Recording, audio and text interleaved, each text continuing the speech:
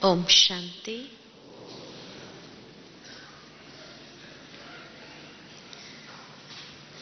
बाप दादा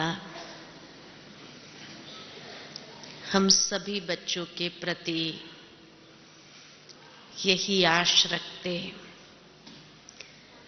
कि मेरे एक एक बच्चा बाप समान हो जाए, संपूर्ण हो जाए। और उसके लिए बाबा सहज से सहज पुरुषार्थ हम बच्चों को बताते हैं। कई बार बताया है मुरलियों में कि बच्चे बाप के कदम पर कदम रख करते चलो। पिछले सीजन में बाबा ने ये भी स्पष्ट किया था कि बच्चे संपूर्णता के लिए ब्रह्मा बाबा ने 8 कदम चले।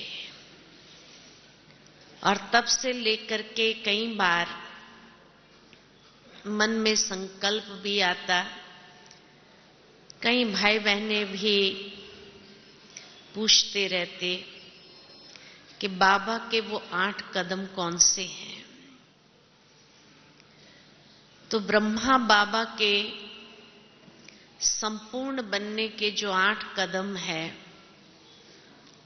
उसमें सर्वप्रथम कदम है कि जैसे ही बाबा को दिव्य साक्षात्कार प्राप्त होने लगे और आत्मा का रियलाइजेशन हुआ, तब से लेकर के बाबा ने आत्म अभिमानी बनने का अभ्यास किया। तो पहला कदम बाबा का है आत्म अभिमानी बनने का। और उसके लिए ब्रह्मा बाबा ने खुद भी स्वयं के साथ बहुत मेहनत की। कई डायरियां बाबा लिखते थे, जो दादियों से सुना कि मैं आत्मा हूं, यशोदा आत्मा है, राधिका आत्मा है, निर्मल आत्मा है, नारायण आत्मा है। हर एक को आत्मा देखने का अभ्यास, और उसके लिए बाबा पक्का करने के लिए बार बार जैसे स्वयं लिखते थे और लिखते हुए पक्का करते थे।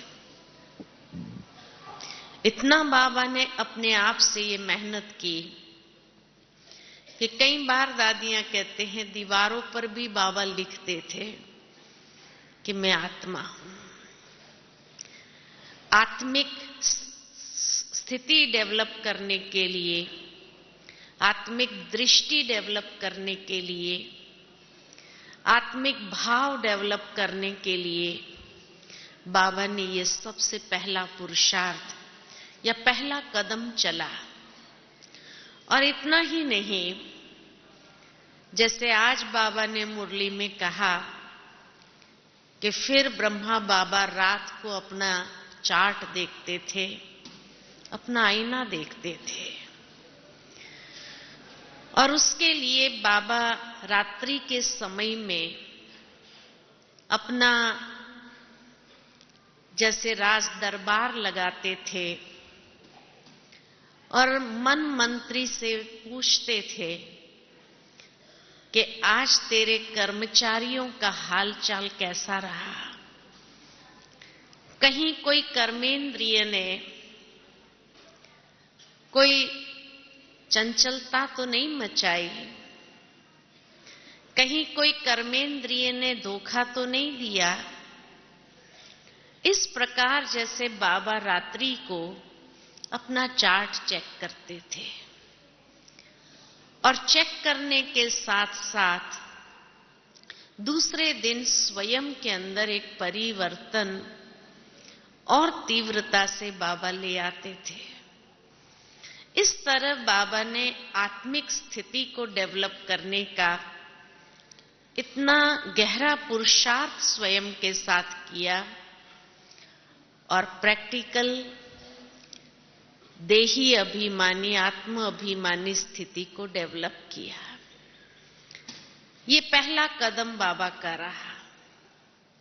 उसके बाद दूसरा कदम, ये पहले कदम से क्या किया बाबा ने? अपने मैंपन को गलाया, देह अभिमान को गलाया और संपूर्ण रीति से देहभान जैसे बाबा का मिट गया था। ये सभी बच्चे भी जानते हैं कि कैसे बाबा का दैहिक भाव, दैहिक दृष्टि, वृत्ति कभी नहीं महसूस की किसी ने। इतना बाबा ने मैंपन को गलाया, क्योंकि हमेशा बाबा मुरली में भी कहते हैं कि कोई भी प्रॉब्लम जब आती है तो उसका आने का द्वार ये मैंपन, यही कारण है। तो इस कारण को संपूर्ण रीति से समाप्त किया। तो ये था पहला कदम। उसके बाद दूसरा कदम बाबा का था मेरेपन को गलाने का। और उसके लिए बाबा ने जैसे 5 बहनों का ट्रस्ट बना करके अपनी संपूर्ण संपत्ति, चल अचल संपत्ति जैसे पूर्ण रीति से स्वाहा किया यज्ञ के अंदर। 5 बहनों को समर्पित कर दिया, खुद भी समर्पित हो गए। और इस तरह से मेरेपन का भाव बिल्कुल समाप्त हो गया बाबा का। मेरा कुछ भी नहीं है, जो कुछ भी है शिव बाबा का है। और इस बेहद के कार्य को संभालने के लिए माताएं, बहनें जो निमित्त है, वो ट्रस्टी है। इस तरह से जैसे बाबा ने मेरेपन को समाप्त किया और संपूर्ण समर्पण, जिसको आज भी बाबा कई बार हम बच्चों को मुरली में कहते हैं कि समर्पण का भाव ये नहीं कि आप सभी भी यहां आकर के बैठ जाओ, लेकिन समर्पण जो बाबा कहता है, बुद्धि से सरेंडर होना, यानी गृहस्थ व्यवहार में रहते हुए ट्रस्टीपन के भाव को डेवलप करना।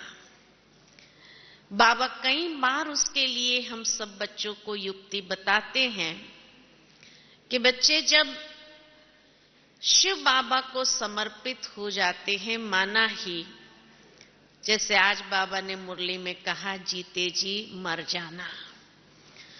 तो ब्रह्मा बाबा का दूसरा कदम था जीते जी मर जाना, संपूर्ण स्वाहा या संपूर्ण समर्पण का। उससे बाबा ने मेरेपन को संपूर्ण रीति से समाप्त कर दिया।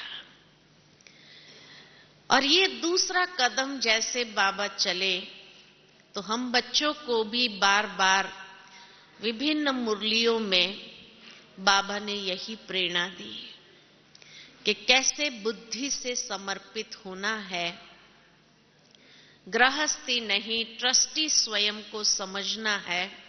संडे की मुरली के अंदर भी बाबा ने इसी बात को रियलाइज कराया था कि कभी कभी अभी तक भी वो गृहस्थीपन का भाव आ जाता है, लेकिन जब ये मिट जाएगा तो मिटाने के लिए जैसे ब्रह्मा बाबा ने पुरुषार्थ किया कि मेरा कुछ भी नहीं, वहां तक कि बाबा ने अपने लौकिक परिवार वालों से भी कहा कि अब ये सब कुछ शिव बाबा का अर्पण हो गया है, मेरा भी नहीं तो आपका भी नहीं है।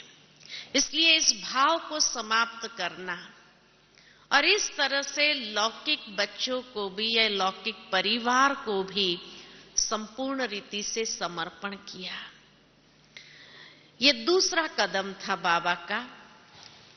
उसके बाद तीसरा कदम बाबा का था कि जब बाबा ने यज्ञ की स्थापना की और वो बोर्डिंग खोला कि जहां छोटे बच्चे भी थे, माताएं बहनें भी थी, तो बाबा ने यज्ञ माता पिता बन करके उनकी पालना करना आरंभ किया।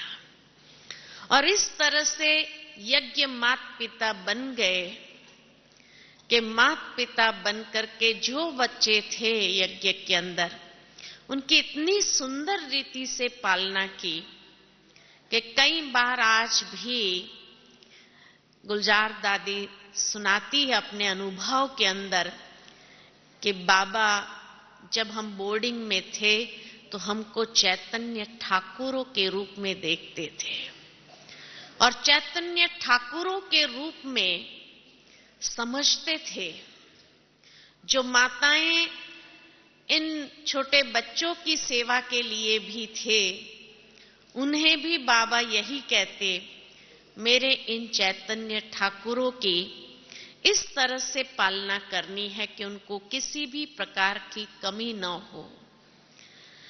तो ऐसे बाबा ने जैसे उनको चैतन्य ठाकुर कहो या प्रिंस प्रिंसेस के रूप में पालना की। सुबह उठाने से लेकर के रात्रि सोने तक जागो मोहन प्यारे, इन गीतों से जैसे राजकुमार राजकुमारियों को उठाते और रात को सुलाते तो सो जा राजकुमारी सो जा। इस प्रकार से बाबा ने इतनी सात्विक और श्रेष्ठ पालना की माता पिता के रूप में कि शायद ही आज दुनिया के अंदर कोई माता पिता अपने बच्चे की इस तरह से पालना कर पाते हैं। करना चाहते तो है, लेकिन फिर भी समय का अभाव हो या कई प्रकार के जिम्मेवारी होती है जिस कारण से वो पालना नहीं दे पाते हैं। लेकिन बाबा ने कितनी सुंदर तरीके से पालना की। इस तरह से जैसे एक एक को परवरिश देते हुए, जैसे उनके संस्कारों में कोई भी प्रकार की अशुद्धि न आए, दुनिया की कोई भी हवा इनको स्पर्श न करे, इस तरह बाबा ध्यान रखता था। और जैसे दुनिया की बातों से, दुनिया के लोगों से बिल्कुल अनजान। दादियां कभी कभी सुनाती है अपने अनुभव में कि अगर वो बीमार भी होते थे तो भी बाबा बाहर से कोई डॉक्टर बुला करके यही कहते थे कि वो पतित तुम्हारे शरीर को भी हाथ नहीं लगा सकते हैं। इस तरह से बाबा ने उनकी परवरिश की कि कहीं कोई बाहर की हवा इनके दिमाग को दूषित न कर दे, उनके संस्कारों में कोई भी प्रकार का भाव न क्रिएट कर दे। ऐसी बाबा ध्यान रखता था, ऐसी बाबा पालना करते थे। भावार्थ ये कि बाबा हम बच्चों को भी सिखाते हैं कि गृहस्थ व्यवहार में रहते हुए भी जब आप स्वयं को ट्रस्टी समझ लेते हैं तो वो बच्चे आपके नहीं, लेकिन वो बाबा के बच्चे हैं। और बाबा के बच्चों की पालना कर रहे हैं, इन आत्माओं की पालना करने की जिम्मेवारी मेरी है। तो कैसे आत्मिक दृष्टि देखते हुए, उनको भी आत्म स्वरूप में देखते हुए, उनको मोहवश या लगाववश पालना न करना, लेकिन ये चैतन्य ठाकुर है। इस तरह से जब आप पालना करेंगे तो कभी भी आपका अटैचमेंट, मोह क्रिएट नहीं होगा, लेकिन आप उनको श्रेष्ठ संस्कार दे सकेंगे, श्रेष्ठ संस्कारों का सिंचन कर सकेंगे। तो ये प्रैक्टिकल कदम बाबा ने चल करके दिखाया। उसके बाद चौथा कदम बाबा का था कि जब बाबा पाकिस्तान से भारत आए, माउंट आबू में आए, तो माउंट आबू के अंदर थोड़े ही समय के अंदर बेगरी पार्ट आरंभ हुआ। बाबा इसीलिए कई बार हम बच्चों को कहते हैं, बच्चे मैं तो इंजन हूं, जितने भी तूफान लगने हैं पहले मुझे लगते हैं। और उसके बाद आपके पास आते हैं। तो बड़े से बड़े पेपर बाबा के सामने आए, लेकिन बाबा ने एहसास भी नहीं किया कि ये पेपर है, और पेपर समझ करके कभी उसको पार नहीं किया, लेकिन उस पेपर को भी परिवर्तन कर दिया। क्योंकि कोई भी पेपर आता है तो वो हमारा फाउंडेशन हिलाने के लिए आता है, और वो फाउंडेशन है निश्चय बुद्धि का फाउंडेशन। तो चौथा कदम बाबा का था कि बेगमपुर का बादशाह, बेगरी पाठ होते हुए भी स्वयं को बादशाह रूप में समझना, बेगमपुर के बादशाह, इस स्वरूप में अपने आप को स्थित करना कि कोई गम भी बाबा के पास नहीं आ सकता था। और ये बेगरी पाठ कोई एक दिन का या एक महीने का या एक साल का नहीं चला, कई सालों तक चला। और इसलिए जब इतने सालों तक ऐसा बेगरी पाठ हो, आप लोग गृहस्थी अनुभवी हो कि जब आपके घर में अगर 5 मेंबर होते हैं और उनका पेट भरना होता है आपको, और अगर घर में 5 रुपया तो क्या 4 आना भी न हो, अनाज का दाना न हो, तो उस समय स्थिति कैसी हो जाती है, कितनी टेंशन वाली स्थिति हो जाती है। लेकिन बाबा के सामने 350 बच्चे थे, कोई 1, 2 या 5, 10 की बात नहीं थी। लेकिन 350 होने के बावजूद जब यज्ञ के अंदर 4 आना नहीं होता था, अनाज का कोई दाना नहीं होता था, और दादी आती थी, ब्रिजेंद्रा दादी, कि बाबा आज 4 आना भी नहीं है, अनाज का दाना तक नहीं है, और ये सारे बच्चों को क्या खिलाएंगे। तो बाबा इतना सहज सरलता से कह देता था, बच्ची 10 बजे आना। दादी सोच में पड़ जाती थी, अभी नहीं है, 10 बजे बाबा कहां से निकालेगा। लेकिन बाबा जैसे बेफिक्र होकर कहता था, बच्ची 10 बजे आ जाना। दादी 5 मिनट पहले पहुंच जाती, और बाबा घड़ी में देखता, अच्छा बच्ची 5 मिनट जल्दी आ गई, बैठो। और ठीक 10 बजे पोस्टमैन आता था और उसमें मनी ऑर्डर आ जाता था, कभी 500 रुपया, कभी 1000 रुपया। उन दिनों में तो 500 रुपया भी बहुत होता था। और जैसे ये मनी ऑर्डर आता था, पोस्टमैन गिनती करके 500 रुपया दे देता था, बाबा दादी को देता था और कहता था, जाओ अनाज मंगाओ और बाजरे का ढोडा और छाछ बना करके सबको दे दो। भावार्थ ये कि बाबा के चेहरे पर कभी कोई प्रकार की टेंशन की रेखा नहीं देखी, और इतने सालों तक ये पाठ चला। बाद में जब दादियां पूछती थी बाबा से कि बाबा आपको कभी टेंशन नहीं होता है ना, नेचुरल है, संकल्प तो आता कि बाबा को टेंशन नहीं होता था। उस समय बाबा क्या अभ्यास करते थे जो बाबा के मन के अंदर टेंशन की रेखा नहीं होती थी। और जब बाबा से पूछते थे, बाबा ये 500 रुपया भेजने वाला कौन है, तो बाबा मुस्कुरा देते थे और कहते थे कि रावण की नगरी में एक मंदोदरी है जिसका राम से इतना प्यार है, जो छुप छुप के 500 रुपया भेज देती है। और जब इस घटना को मैं याद करती हूं, तब मेरे मन के अंदर यही आता है कि जो भी वो मंदोदरी थी, 500 रुपया भेजने वाली, जिसने आई वेल के समय में भगवान के यज्ञ की मदद की, उस आत्मा का भाग्य कितना श्रेष्ठ होगा। शायद भगवान भी उसका कर्जदार हो गया होगा, और सारे कल्प के लिए उसने इतना अपना श्रेष्ठ भाग्य जमा कर दिया। थी वो बांधेली, लेकिन बांधेली होते हुए भी बाबा से कभी मिलने नहीं आ सकती थी। मधुबन के अंदर ऐसी रावण की कैद में वो मंदोदरी थी, तो ऐसी आत्मा होते हुए कैसी उनकी तड़प होगी, कितनी उसकी याद पावरफुल होंगी बाबा के साथ की, और कैसा उसका भाग्य होगा।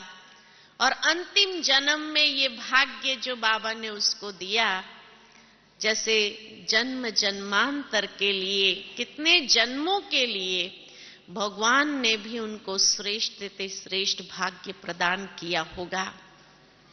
आज तो कई लोगों को संकल्प चलता है, देने के बाद भी संकल्प चलता है, देने वक्त भी संकल्प चलता है, लेकिन वो छुप छुप करके जो भेजने वाली मंदोदरी थी, उसकी स्थिति कितनी श्रेष्ठ होगी।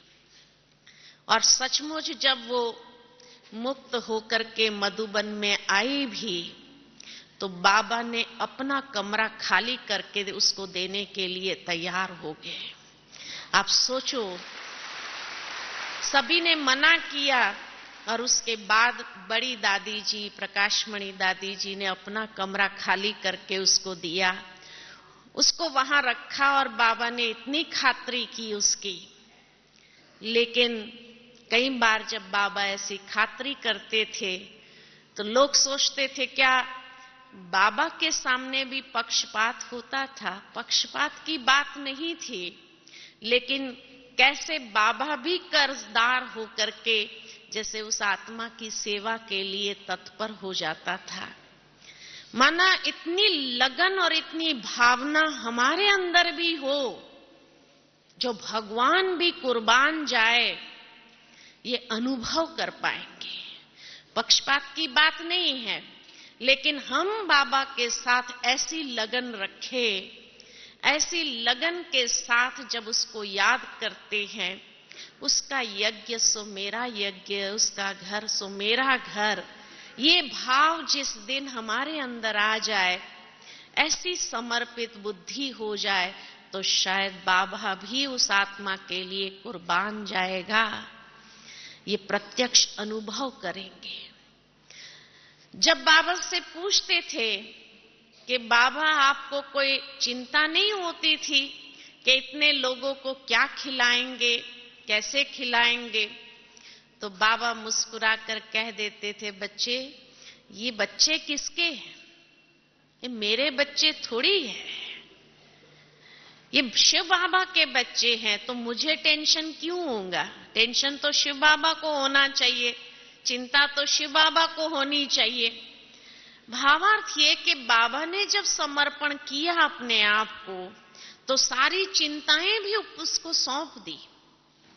इसीलिए बाबा घड़ी घड़ी कई बार कहते हैं कि बच्चे, आपके ऊपर जो टोकरी है चिंताओं की, वो बाबा को दे दो।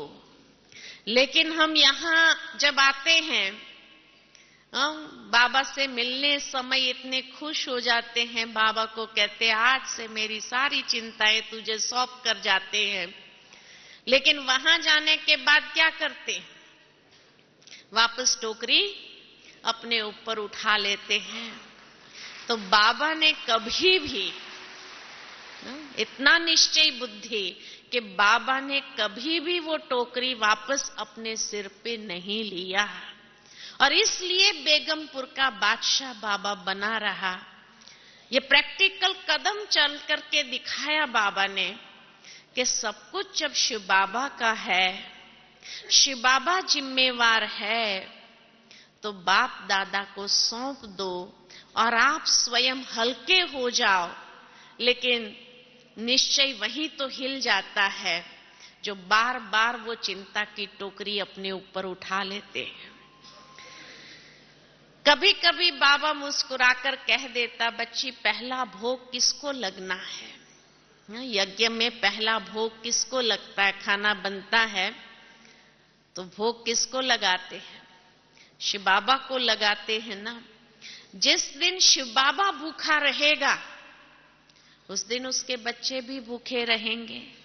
और भक्ति में भी कभी ऐसा नहीं हुआ कि भगवान भूखा रहे, कितना निश्चय है। देखो कि भक्ति में भी ऐसा नहीं रहा कि भगवान कभी भूखा रहा हो।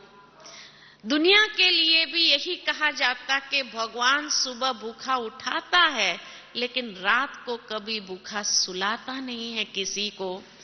इतनी जब जिम्मेवारी है भक्ति में भगवान की, तो हम तो उसके साक्षात बच्चे हैं। और इसलिए ये हो नहीं सकता है कि शिव बाबा को भोग लगाने के लिए हमारे पास कुछ न हो। इसीलिए बाबा बेफिक्र बादशाह रहते थे, बेगमपुर के बादशाह हो जाते थे, कि उनको विश्वास था, निश्चय था कि पहला भोग तो उसको ही लगना है। इसलिए कभी कभी बड़ी दादी जी पूछती थी, खास करके गृहस्थियों को, कि आप घर में भी पहला भोग बाबा को लगाते हो या ऐसे ही खा लेते हो, क्या करते हैं? जो लोग सबसे पहला भोग बाबा को लगाते हैं, तो बाबा की भी जिम्मेवारी है कि अंत तक उसको दाल रोटी जरूर खिलाएगा बाबा, कभी भूखा शरीर छोड़ना नहीं पड़ेगा। ये निश्चय। लेकिन इसका मतलब ये नहीं है कि आज से लेकर के ये मतलब से भोग लगाना चालू करे कि ताकि अंत में हमें बाबा कहीं भूखा मरना न पड़े, अंत तक कम से कम दाल रोटी बाबा दे। ये मतलब वाला रिश्ता नहीं रखना, प्यार से बाबा को भोग स्वीकार कराना, और इतना प्यार से बाबा को भोग स्वीकार कराना कि बाबा खुद भी वो भोजन जो आपका बना हुआ स्वीकार करके, घर वाले जो भी उस भोजन को उसके बाद स्वीकार करेंगे, उनकी बुद्धि भी परिवर्तन हो जाएगी। कई बार कई लोग कहते, बाबा हमारे फलाने रिश्तेदार की या परिवार वाले की बुद्धि चेंज कर दो। बाबा उनको कई बार ये युक्ति बताते हैं, बच्चे आप बाबा की याद में भोजन बनाओ, बाबा को स्वीकार कराओ, और बाबा को प्यार से स्वीकार कराया हुआ भोजन फिर उस भोजन के अंदर उसको मिला करके सभी को परोस दो, तो वो ताकत ऐसी होगी जो कैसा भी इंसान वो ब्रह्मा भोजन जब खाएगा तो उसकी बुद्धि परिवर्तन तो होनी ही है। तो इसीलिए जब युक्ति मिली हुई है, उसके बाद भी कई बार प्रश्न उत्पन्न होते रहते हैं, तो बाबा कहे ये युक्ति को यूज करो। जो युक्ति को यूज करते हैं उसको सहज मुक्ति मिल जाती है। तो युक्ति युक्त होकर के चलना है तो मुक्ति स्वाभाविक रीति से मिल जाते हैं। जड़ता से कोई बात को पकड़ना नहीं है, युक्ति युक्त होकर के समझदारी से चलने की बात होती है कि गृहस्थ व्यवहार में भी कैसे चलना होता है। तो ये बाबा का चौथा कदम था कि बेगरी पार्ट में भी बेफिक्र बादशाह। इतना कड़े से कड़ा पेपर बाबा के सामने आए तो भी बेफिक्र। ऐसे ही बाबा सिखाते कि आप सबके सामने तो इतना कड़ा पेपर नहीं आया होगा, फिर आपको छोटी छोटी बातें टेंशन में क्यों ले आती है, बाबा को दे दो और बेफिक्र हो जाओ। पांचवा कदम था उसके बाद बाबा का कि जैसे ही फिर यज्ञ का परिवर्तन हो गया, बेगरी पार्ट समाप्त हो गया और धीरे धीरे बच्चे भी आने लगे और सेंटर्स खुलते गए, बच्चे आने लगे बाबा से मिलने के लिए और यज्ञ धीरे धीरे विस्तार होने लगा। तो बाबा का पांचवा कदम था प्रैक्टिकल कर्म योगी जीवन का। और ये कर्म योगी जीवन के हर चीज बाबा स्वयं करके सिखाते थे सब बच्चों को। अनाज साफ करना होता था, बाबा मम्मा खुद बैठ जाते थे और बाबा मम्मा को बैठा हुआ देख करके सारे बच्चे जो इधर उधर बैठे होते थे वो भी वहां पहुंच जाते थे यज्ञ सेवा करने के लिए। कभी बाबा धोबी घाट पर चला जाता था, कभी बाबा कहाँ चला जाता था, किचन में चला जाता था। माना बाबा खुद उस एज में भी जैसे सब जगह जाकर के खुद अपना प्रैक्टिकल कर्म करने का पाठ, और ये कर्म करके बाबा सिखाता था कि कैसे बाबा की याद में कर्म करेंगे तो कभी कोई कर्म में गलती नहीं होगी, कभी कोई कर्म में नुकसान नहीं होगा। तो कर्म करते हुए बाबा की याद में रह करके कर्म करने से कितना उस कर्म के अंदर परफेक्शन आता है, ये बाबा प्रैक्टिकल करके सिखाता था। और इसलिए जब बाबा के सामने कोई बच्चे अगर कर्म करते, कोई चीज बिगड़ जाती या कह देते बाबा ये तो मेरे से नहीं होता, तो बाबा उस बात को स्वीकार नहीं करते थे। मुझे याद आता है कि एक बार किसी ने ये अनुभव सुनाया था कि दो माताएं थी जो दिल्ली में, बाबा बीच बीच में जब दिल्ली जाते थे तो वो दो माताएं कितनी भी दूर बाबा क्यों नहीं रहता हो, लेकिन वहां क्लास करने के लिए जरूर पहुंच जाती थी और सबसे पहला नंबर जैसे आकर के बैठ जाती थी बाबा के क्लास में। इतनी लगन वाली माताएं थी। तो एक दिन बाबा जब क्लास करा रहे थे तो बाबा का ध्यान गया कि आज ये दोनों माताएं दिखाई नहीं दी, क्या हो गया। जैसे क्लास पूरा हुआ तो बाबा क्लास के बाद जैसे बाहर आंगन में आए तो देखा दोनों माताएं आ गई। तो बाबा ने पूछा, बच्ची आज सुबह के क्लास में नहीं आई और इस वक्त आई? तो दोनों माताओं ने कहा, बाबा हम बस में बैठे थे, आपकी याद में बैठे थे, तो बस स्टॉप कब चला गया पता ही नहीं चला, तो इसलिए लास्ट स्टॉप पर उतरना पड़ा और वहां से दूसरी बस लेकर के आए तो क्लास पूरा हो गया। तो बाबा मुस्कुराकर कहने लगे, बच्ची तुम बाबा की याद में नहीं थी, क्योंकि बाबा की याद में होती थी ना तो बाबा टचिंग करता था और ये कैच करके तुम उतर जाती थी, लेकिन तुम और कोई ख्याल में होंगी, बाबा की याद में नहीं।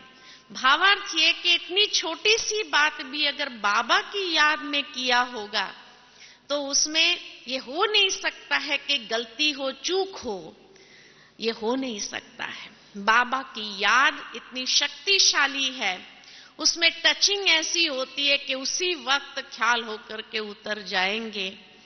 तो ये मत कहो कि बाबा की याद में बैठे थे और इसीलिए बस स्टॉप चला गया, ये गलत बात। माना बाबा तुरंत करेक्शन कर देता था कि कोई कितना भी बताना चाहे कि बाबा हम आपकी याद में थे। इसीलिए कई बार मुरली में बाबा कह भी देते हैं कि कई लोग कहते हैं हम सारा दिन बाबा की याद में रहते हैं। बाबा समझ जाते हैं कि सारा दिन तो याद रह नहीं सकती, ब्रह्मा बाबा को खुद को कितनी मेहनत करनी पड़ी, तो बच्चे कैसे कह सकते कि हम सारा दिन याद में रहते हैं, है ना। इसी तरह प्रैक्टिकल कर्म करने की जहां बात आती थी यज्ञ के अंदर भी, तो निर्मल शांता दादी का अनुभव कई बार उन्होंने सुनाया है कि वो बस चलाते थे यज्ञ के अंदर। तो एक दिन बाबा ने उनसे कहा कि बच्ची ये टायर जब चेंज करते हैं तो टायर पुराने हो गए, उसको क्या करेंगे, तो उसकी चप्पल बना दो। बाबा भी वो चप्पल पहनेगा और सब बच्चे भी वो चप्पल पहनेंगे उसी की। तो दादी ने मुख से कह दिया कि बाबा मैं कोई मोची थोड़ी हूं जो चप्पल बनाऊंगी, है ना। देहभान तो फिर भी हर एक में होता ही है ना। तो जब कहा कि बाबा मैं मोची थोड़ी हूं, मुझे चप्पल बनाना नहीं आता है, तो बाबा मुस्कुराकर कहने लगा, बच्ची अगर मोची जितनी भी अक्ल नहीं होंगी तो विश्व की महारानी कैसे बनोगी। माना बाबा ये बताना चाहते थे कि विश्व के महाराजा महारानी बनना हो तो उसको 16 कला संपूर्ण बनना बहुत जरूरी है। वो कह नहीं सकते हैं कि मुझे ये काम नहीं आता है, क्योंकि ये कहना माना नास्तिक। बाबा यही टाइटल दे देता था, ना करने वाला नास्तिक, हां करने वाला आस्तिक। तो इसीलिए जब वो कहे कि बाबा मुझे ये नहीं आता है, तो कहां की भेंट बाबा कहां कर देते थे। और बाबा कहने लगे, बच्ची अगर मोची जितनी भी अक्ल नहीं है चप्पल कैसे बनानी, तो विश्व का राज्य भाग्य कैसे चलाओगी, फिर तो तुम विश्व की महारानी नहीं बन सकती। बाबा को गुस्सा नहीं आता था कोई अगर ना करता था तो। आज हमें कोई काम के लिए मना कर दे तो शायद कितना गुस्सा आता है, लेकिन बाबा ने इस तरह अपने गुस्से को भी वश किया हुआ था या जीत प्राप्त की हुई थी कि कोई भी बच्चा कुछ भी अगर बाबा के सामने कह भी देता था तो भी बाबा उस बात को कैसे ज्ञान युक्त होकर के परिवर्तन कर देता था। और तब कहा कि विश्व की महारानी मैं क्यों नहीं बनूंगी, जरूर बनूंगी। तो बाबा कहे, फिर अगर मान लो कि तेरी प्रजा में से कोई कहे कि मुझे ये बनाना है, क्या विश्व की महारानी महाराजा चप्पल नहीं पहनते थे, मोजड़ी नहीं पहनते थे? अगर वो कहे मुझे नहीं आता है, तो विश्व का महाराजा महारानी माना 16 कला संपूर्ण, उसको वो आना ही चाहिए, वो सिखा सके, उसको बता सके। तो फिर जब कहा कि अच्छा मैं बनाऊंगी, और इतनी सुंदर चप्पल बनाई उस टायर में से कि ब्रह्मा बाबा ने खुद भी वो चप्पल पहनी, इतनी निर्माणता थी बाबा की। भावार्थ ये कि प्रैक्टिकल कर्म योगी जीवन 5वां कदम, और ये प्रैक्टिकल कर्म योगी जीवन होते हुए भी इतनी निर्माणता बाबा की कि कहीं पर भी अहंकार का अंश नहीं कि मैं ये टायर की चप्पल कैसे पहन सकता हूं, ये अभिमान नहीं बाबा को। कहां एक समय हीरे जवाहरत के व्यापारी कभी पैरों को जमीन पर नहीं रखा, है ना, और कहां वो टायर की चप्पल पहनते हुए चलते। भावार्थ ये कि कितनी निर्माणता बाबा के अंदर थी, कितने निर्माण चित होकर के चलते थे। और जब बाबा ने पहनी वो चप्पल तो यज्ञ के सभी वत्सों ने वही चप्पल पहनी। तो बाबा हर कर्म प्रैक्टिकल करके सिखाते थे। ये 5वां कदम। उसके बाद बाबा का 6ठा कदम था कि बाबा ने तपस्या आरंभ कर दी, बहुत गहन तपस्या।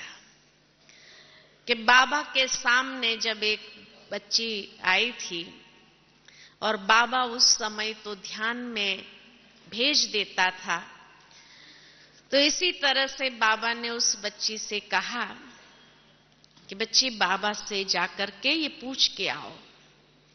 और उस तरह से जब वो ऊपर वतन में गई और वहां जो अव्यक्त संपूर्ण स्वरूप ब्रह्मा बाबा का देखा, तब तक तो मालूम ही नहीं होता था, वो ऑलमाइटी बाबा से ही मिलते थे। लेकिन जब वो संदेशी ने आकर के बाबा को कहा कि बाबा ऊपर जो ब्रह्मा बाबा थे ना, उसमें तो बहुत प्रकाश था, बहुत लाइट थी, और वो लाइट आप में क्यों नहीं दिखाई देती है? तब तक ये पता नहीं था कि हम सभी का भी संपूर्ण स्वरूप वतन में है। ये पुरुषार्थी स्वरूप है और ऊपर संपूर्ण स्वरूप है, और इसी पुरुषार्थी स्वरूप को उसी स्वरूप में जाकर के मिल जाना है। तो जब ये रहस्य खोला उस संदेशी ने, तो बाबा ने जानना चाहा, अच्छा बच्ची ऊपर जो ब्रह्मा बाबा को देखा वो कैसे लगते थे, कैसे दिखते थे? तो उसका सारा वर्णन सुनने के बाद बाबा की समझ में जरूर आया होगा कि वो शायद मेरा ही संपूर्ण स्वरूप है। और इसलिए बाबा सुबह 4 बजे उठ करके जो योग आरंभ किया। तब तक कहा जाता है कि यज्ञ के अंदर अमृत वेला नहीं होता था, लेकिन उस पाठ के बाद अमृत वेले का महत्व आरंभ हुआ। और उसके बाद बाबा सुबह 4 बजे उठ करके जैसे सकाश लेते थे शिव बाबा से, और जैसे अपने संपूर्ण स्वरूप में जाकर के मुझे मिलना है, इस तरह से जैसे पुरुषार्थ को आरंभ कर दिया। इतना गहन बाबा ने पुरुषार्थ किया। 6-8 महीने के बाद दोबारा जब उस संदेशी को बाबा ने बुलाया और बाबा ने जा पूछा उस संदेशी को, बच्ची अभी फिर से ऊपर जाओ, देखो उस बाबा में और इस बाबा में कितना अंतर है। जब वो पुनः ऊपर गई तो कहा कि बाबा अभी भी थोड़ा अंतर है। और उसके बाद बाबा ने 2:30 बजे उठ करके पुरुषार्थ आरंभ किया। इतना गहन तपस्या की, सारे संसार को भी सकाश देना, बाबा की सकाश स्वयं में प्राप्त करना और जैसे उस संपूर्ण स्वरूप में अपने आप को समाना, व्यक्त से अव्यक्त होने का पुरुषार्थ तब बाबा ने किया। और जब तीसरी बार उस बच्चे संदेशी से बाबा ने पूछा कि बच्ची अभी जाकर के देखो अब कितना अंतर है, तब उसने आकर के बाबा को सुनाया कि बाबा अभी बिल्कुल अंतर नहीं है, वही चमक आप में भी दिखाई देती है, वही लाइट आप में भी दिखाई देती है। और तब दादियां जब बाबा का अनुभव सुनाती अंतिम दिनों का, तो यही कहते कि जैसे एक प्रकाश पुंज बाबा हो गए थे। बाबा का हाथ पकड़ते थे तो ऐसे लगता था जैसे रुई का हाथ पकड़ा हो, इतना हल्का हो गया था। बाबा अगर चले जाते थे, गुजर जाते थे तो ऐसा लगता था जैसे कोई एक बादल गुजर गया, इतना हल्कापन। और बाबा के सामने अगर कोई जाता था अपना सेवा समाचार सुनाने के लिए, बाबा सुनते हुए भी जैसे इतने उपराम थे कि बाबा एसेंस को कैच कर लेते थे, सार को कैच कर लेते थे। तो भावार्थ ये कि बाबा एक्स्ट्रा बातों को नहीं सुनता था, जो मुख्य बातें होती थी उसको ही सुनते हुए समझ जाता था कि क्या सुनाना चाहते थे। कभी कभी तो भाई बहनें सुनाते भी नहीं थे, लेकिन फिर भी बाबा उनके मन के भाव को समझ जाते थे और मन के भाव को समझते हुए वही बात उच्चारण कर देते थे। तो आश्चर्यचकित हो जाते थे वो भाई बहनें कि मेरे मन के अंदर ये बात जो चल रही थी, बाबा ने कैसे ये बात कह दी।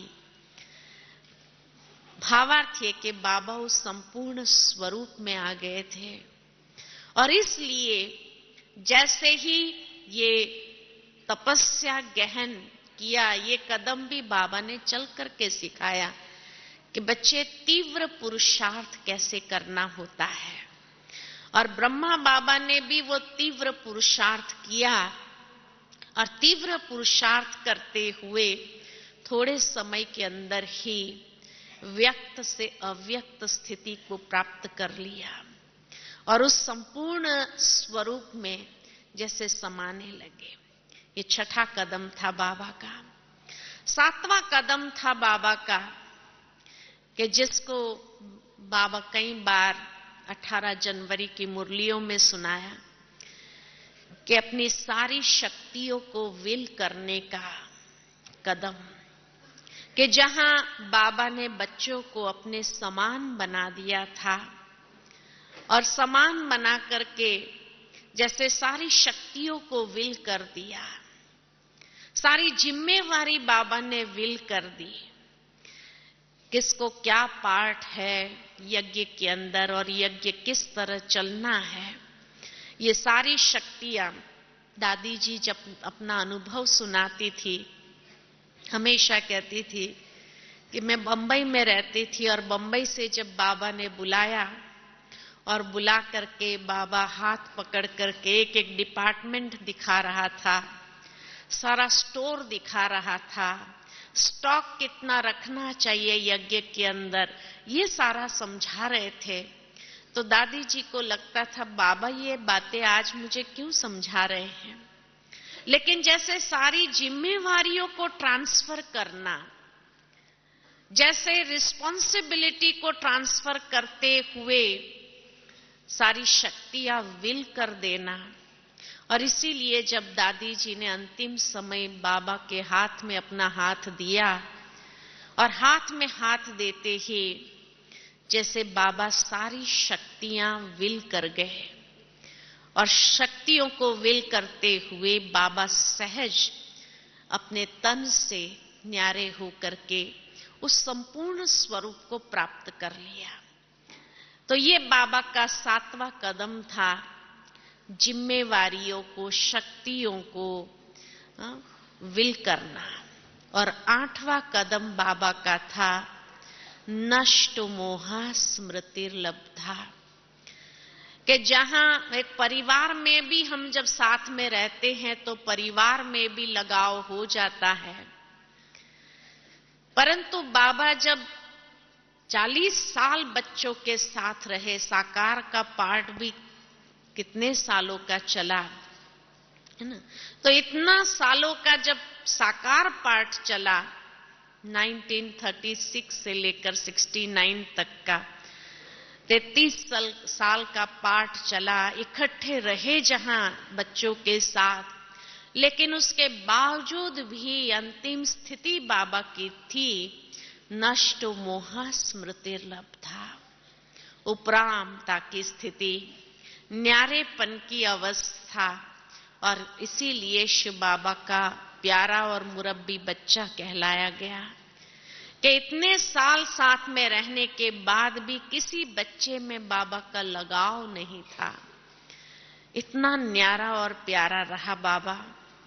और इस तरह से नष्ट मोहा स्मृतिर्लब्धा, यानी प्रैक्टिकल बाबा ने हमें भी सिखाया। जब बाबा भी अंग संग 33 साल रहे, लेकिन फिर भी बाबा अगर नष्ट मोहा हो सकता है। बाबा को जब बाद में पूछा गया, संदेशी बाबा को जब 13 दिन तक भोग लगाती रही और हर बार कोई ना कोई नया संदेश लेकर के आते थे और पूछते थे बाबा से कई सवाल कि बाबा आपको अंतिम समय किसी की याद नहीं आई? तो बाबा ने कहा किसकी याद आएंगी? बाबा ने इतनी गहन तपस्या किया हुआ था कि सहज न्यारा हो जाना स्वाभाविक हो गया था बाबा के लिए। और इसलिए यही गीता का पाठ है, नष्टो मोहा स्मृतिर्लब्धा। और यही हम बच्चों के लिए भी कदम बाबा ने चलकर सिखाया कि बच्चे नष्ट मोहा स्मृतिर्लब्धा बनना है। साथ में रहते हुए भी बुद्धि का योग बाबा के साथ हमारा लगा रहे, कहीं किसी व्यक्ति में हमारा बुद्धि योग न लगा रहे, यही पुरुषार्थ हम बच्चों को करना है। तो इस तरह बाबा ने 8 कदम चल करके 8 कदम में संपूर्णता को प्राप्त की। देही अभिमानी स्थिति, आत्म अभिमानी स्थिति, संपूर्ण समर्पण, यज्ञ माता पिता बनकर के पालना करना, बेफिक्र बादशाह का स्वरूप बेगरी पार्ट में भी, प्रैक्टिकल कर्म योगी जीवन, तपस्या वाला जीवन, शक्तियों को विल करना। और अंतिम कदम था बाबा का नष्टो मोहा स्मृतिर्लब्धा का। भावार्थ ये कि बाबा ने ये कदम चल करके जब सिखाया है तो हम बच्चों को भी इन्हीं कदमों पर चलते हुए अपनी संपूर्ण स्थिति को प्राप्त करना है। और शायद ये 18 जनवरी हमें यही स्मृति दिलाती है कि 8 कदम में संपूर्णता को प्राप्त करना। गीता के अंदर भी यही बातें, आत्म दूसरे अध्याय से आत्म का पाठ देते हुए अंतिम अध्याय नष्ट मोहा स्मृतिर्लब्धा, प्रैक्टिकल गीता जीवन जिया बाबा ने, और यही हम बच्चों को सिखाया। और हम बच्चों को आज 18 जनवरी के निमित्त यही प्रेरणाएं बाबा के जीवन से लेनी है। ओम शांति।